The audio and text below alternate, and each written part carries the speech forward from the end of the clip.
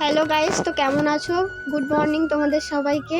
আশা করি তোমরা ভালো আছো, আমিও ভালো আছি। তো আজকে রবিবার, আবার আজকে একটা ভিডিও নিয়ে চলে এলাম। আসলে আমার রবিবার ছাড়া একদমই টাইম হয় না, কাজে যেতে হয়। আর তাছাড়াও আজকে ছুটির দিন, ভাবলাম চলো একটু ভিডিও দেওয়া যাক তোমাদেরকে।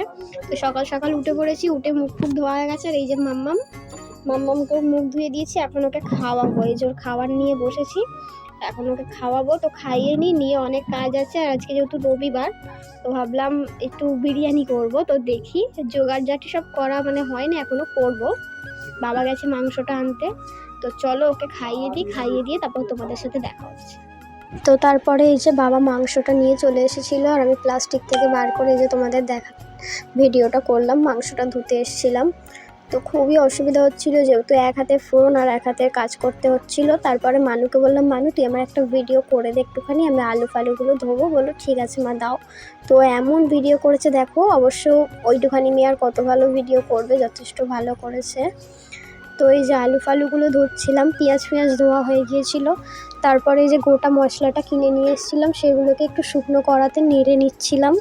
তো এগুলো ভাজা হয়ে একটু নাড়া হয়ে গেলেই শুকনো করা, তারপর আমি বাটবো, শিলেতেই বাটতে হবে মশলাটা।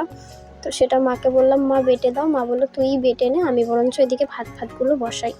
তো সব ভিডিও তোমাদের সাথে হয়তো শেয়ার করতে পারবো না, কারণ যেহেতু কাজও করতে হবে প্লাস আবার ভিডিও করতে হবে। আর এদিকে দেখো, পেঁয়াজটা নুন মাখিয়ে রেখেছিলাম। নুনটা মাখিয়ে রাখলে কি হয়, যখন বেরেস্তার জন্য ভাজবো তখন তাড়াতাড়ি ভাজা হয়ে যায়, তাহলে জল মতো যেটা বেরোয় সেটা আর বেরোয় না। আর ওদিকে মাংস ধুয়েও রেখে দিয়েছিলাম।